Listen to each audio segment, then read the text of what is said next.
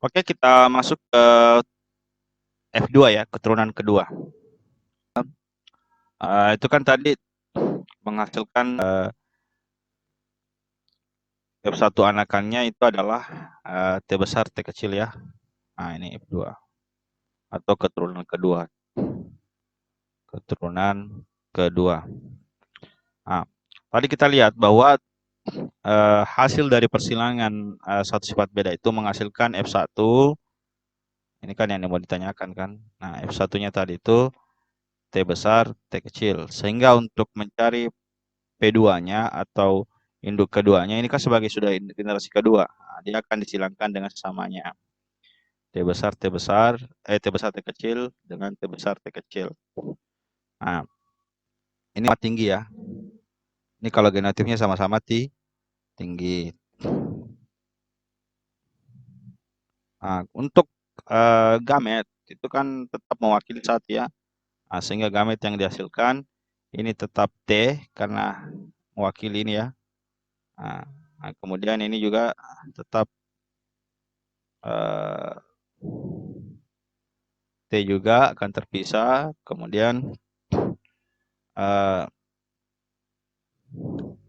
ada juga T kecil ya. T kecil. Nah, ini menggunakan rumus apa kemarin ya? 2 pangkat N. Ya.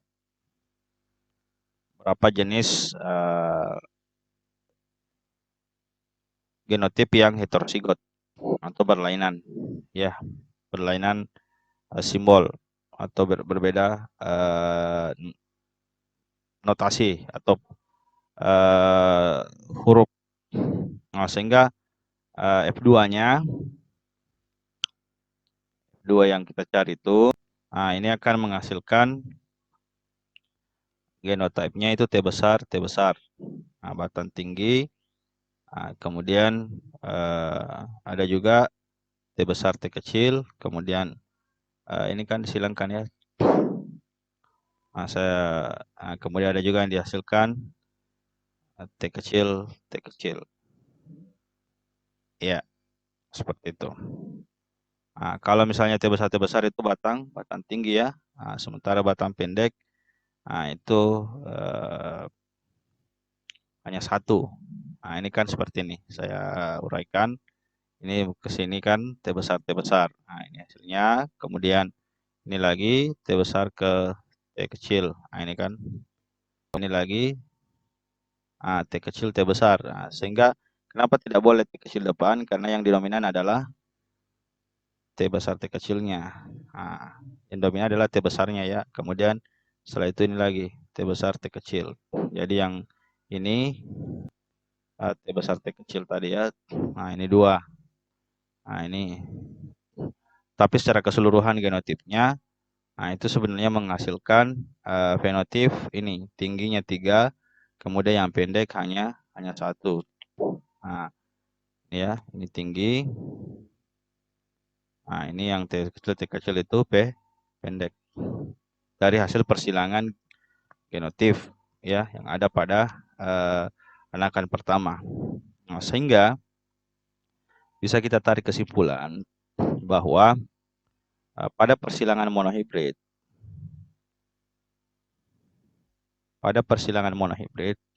perbandingan fenotipnya itu 3:1 ya. Ini kan 3, 1, 2, 3 banding 1. Nah, sedangkan genotipenya nah ini yang sama. T besar T besar itu hanya 1 ya, berarti 1. Kemudian T besar T kecil ini berapa? 2 ya. Nah, banding 2, kemudian T kecil ini hanya. Nah, itulah perbandingan dari persilangan pada kondisi satu sifat beda atau monohibrid. Oke.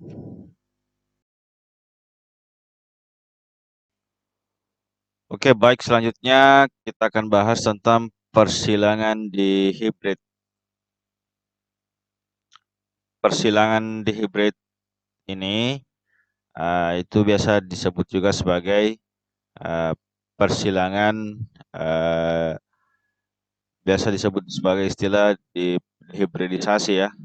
Hibridisasi. yang dimana dalam persilangan ini ada dua sifat beda ya, dua sifat beda.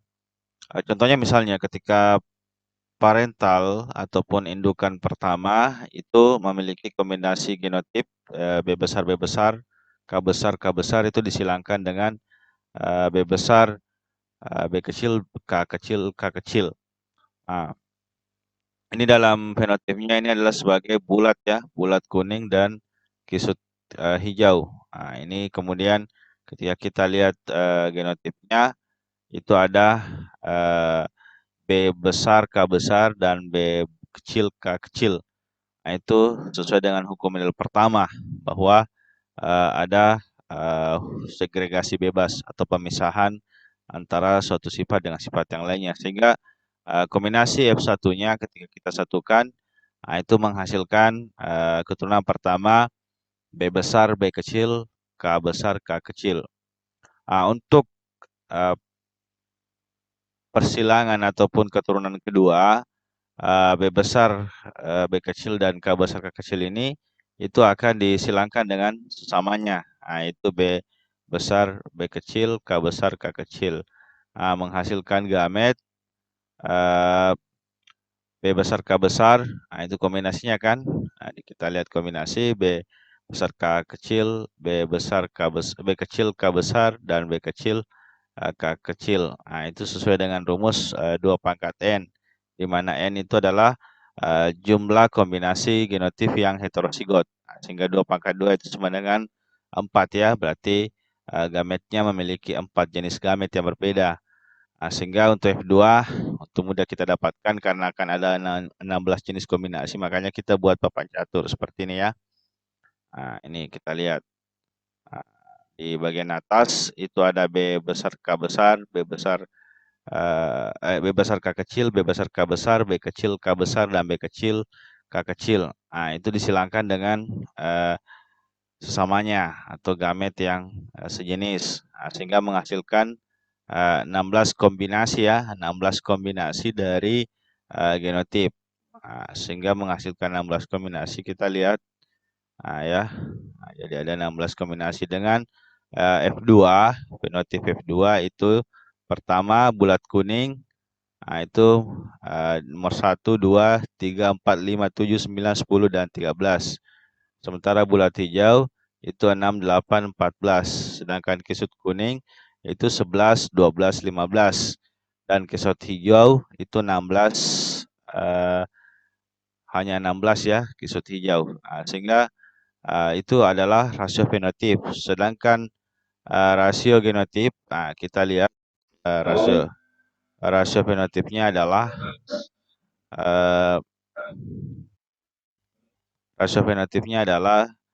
itu 1, 2, kita lihat ya,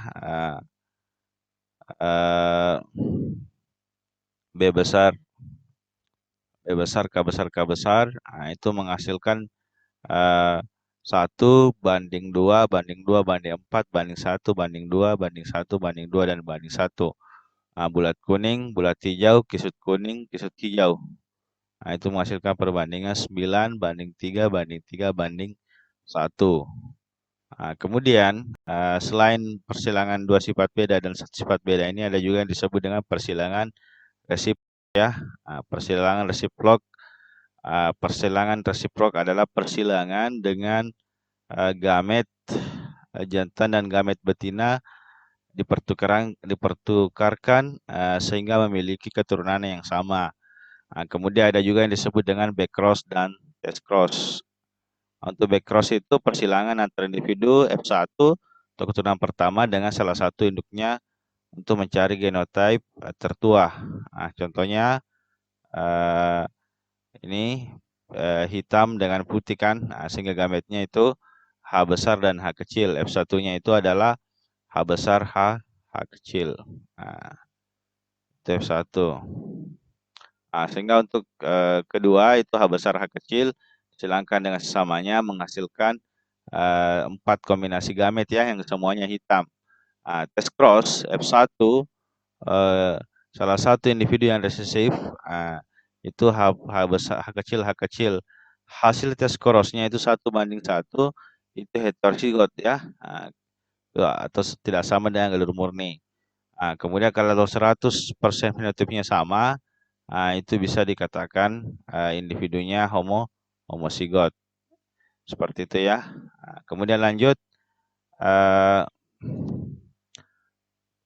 penyimpangan semu hukum Mendel itu ada beberapa kombinasi yang sebenarnya seolah-olah menyalahi aturan Mendel. Itu seperti epistatis, hipostatis, di mana rasio fenotipnya itu 12:3:1, kriptomeri 9:3:4, kemudian interaksi gen 9:3:3:1, polimeri 15:1, gen-gen komplementer 9:7, gen dominan rangkap 9:6:1, gen penghambat 13:1. Kemudian kita masuk ke pola hereditas ya. Di pola hereditas ada yang disebut sebagai pautan gen. Genotipnya misalnya B besar, B kecil, M besar, M kecil. Itu B dan M, itu tadi memiliki kombinasinya kan, B besar ya, bertaut. B dan M tadi ya bertaut, ada tautan ya. B besar dan M besar dan B kecil, M kecil. Kemudian ada disebut dengan pindah silang ya, crossing over. Itu pertukaran segmen kromatid dari pasangan kromosom homolog tempat persilangan yang disebut kiasma ya. Kemudian ada juga disebut dengan down disjunction, yaitu contohnya sindrom Turner, itu gagal memisah ya, 22 AA plus X0. Artinya X0-nya ini tidak diketahui apakah dia XY atau XX. Dan sindrom Klinefelter 22 AA itu kromosom tubuh autosom plus XXY. Justru double X ya. Kromosom X yang double. Kemudian pautan kromosom tubuh itu dibawa oleh allele resesif. Contohnya albino, diabetes mellitus, dan epilepsi. Itu artinya kromosom tubuh ya, ada kelainan pada sel tubuh. Selanjutnya pautan kromosom XX yang dibawa oleh allele resesif. Contohnya CB ya, colorblind, buta warna, hemofilia, anodontia, sindrom Lesch, dan Neyhan. Kemudian pautan kromosom seks Y oleh allele resesif juga ya. Contohnya hypertrichlosis, rambut pada daun telinga. Oke ya. Jadi ada 3 tadi yang kita bahas tentang persilangan di hibrid, kemudian persilangan lain selain di hibrid ada resipros, backcross, dan test cross, serta penyimpangan semu hukum Mendel dan pola-pola hereditas. Oke, untuk lebih jelasnya Anda bisa membaca nanti buku-buku literatur yang terkait dengan pewarisan sifat. Oke. Baik, selanjutnya ada juga yang disebut sebagai gen letal ya. Gen letal itu adalah gen yang dalam keadaan homozigot itu bisa mengakibatkan kematian individu. Yang pertama adalah gen dominan letal. Contoh kasusnya adalah ayam creeper, tikus kuning, penyakit Huntington, dan brachydactyly. Kemudian yang kedua adalah gen resesif letal. Contohnya pada jagung albino, sapi bulldog, kelinci pelger, dan ichthyosis congenital. Oke ya, jadi itu gen-gen letal. Jadi nanti Anda bisa cari sendiri apa sebenarnya bagaimana proses gen letal itu bekerja pada tubuh makhluk hidup. Oke, thanks.